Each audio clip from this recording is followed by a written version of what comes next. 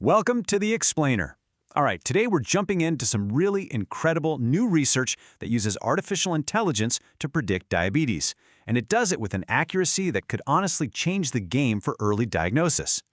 So to really get what's going on here, we first have to understand just how big of a problem we're talking about.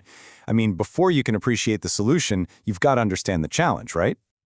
Just look at this number, 422 million. That's the number of people right now living with diabetes across the globe. And to put that into perspective for you, that figure has nearly quadrupled since 1980. We're talking about a massive global health crisis. And the human cost is just staggering. We're talking 1.6 million deaths every single year directly because of diabetes. And what's worse, premature deaths are actually on the rise. And you know, this is a problem that hits low-income nations the hardest, putting a huge strain on healthcare systems that are already stretched thin. This all leads to one crucial point.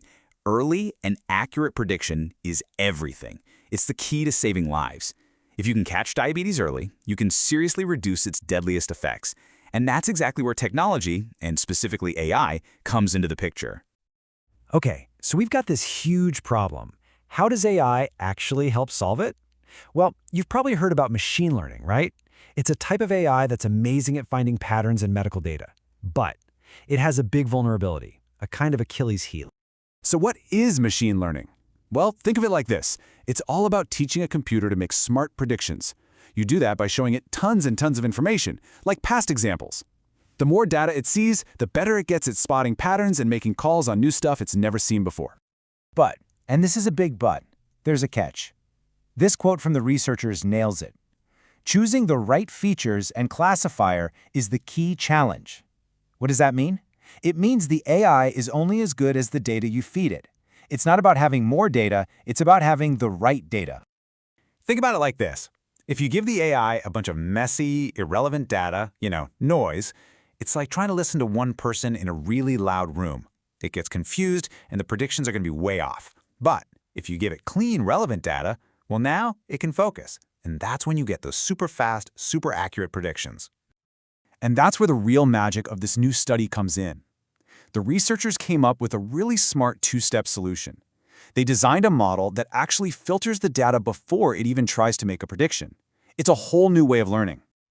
So this whole process has a name. It's called feature selection. And the analogy here is perfect. You're basically teaching the AI to be a detective. It learns to ignore all the distractions at the crime scene and focus only on the critical clues, the things that really matter for making a diagnosis.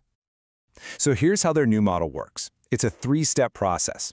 First, you pre-process the data, basically clean up all the raw patient info. Step 2, and this is the crucial part, you use these smart algorithms to select only the key features, the most important predictive factors.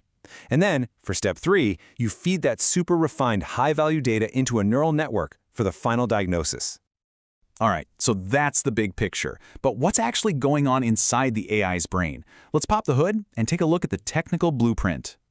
Okay, so this gives us a blueprint for the entire system. It shows the flow, right? From the raw data coming in, it moves through a pre-processing stage where everything gets cleaned up. But then it hits the most important part, feature selection. This is where special algorithms do the heavy lifting to find the most predictive factors. And what comes out is a refined dataset, which is what's finally fed into the neural network for the actual prediction. So let's break that down. You start with this huge data set, right? Data from over 100,000 patients.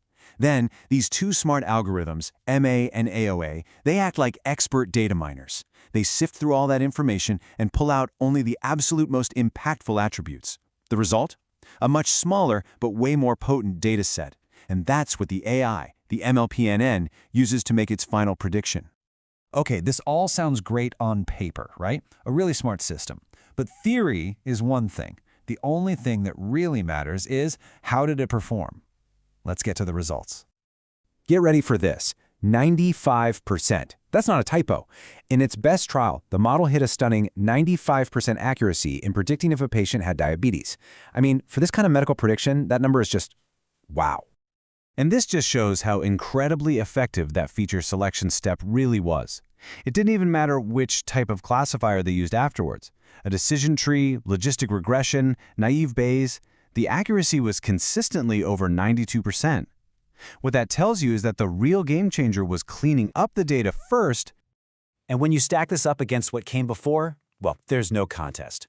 Look at the older studies. They were hitting accuracies in the 70s, maybe low 80s. This new approach, though, it just blows them out of the water. It's setting a whole new benchmark for accuracy.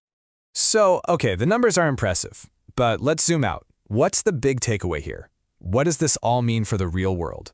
Why should you care? Because this isn't just some cool science project, right? This is a blueprint for tools that could actually be used by doctors. I want you to imagine a system in a hospital that quietly works in the background, automatically flagging patients who are at high risk. That means doctors can intervene sooner, and that could save an incredible number of lives. And that leaves us with a really powerful question, doesn't it? We now know that the key is teaching AI to focus on the right data. So, if we can do this for diabetes with this kind of accuracy, what's next? What other complex diseases, maybe heart disease, or even some cancers, could we start predicting with the same approach? The possibilities, they're really just starting to open up.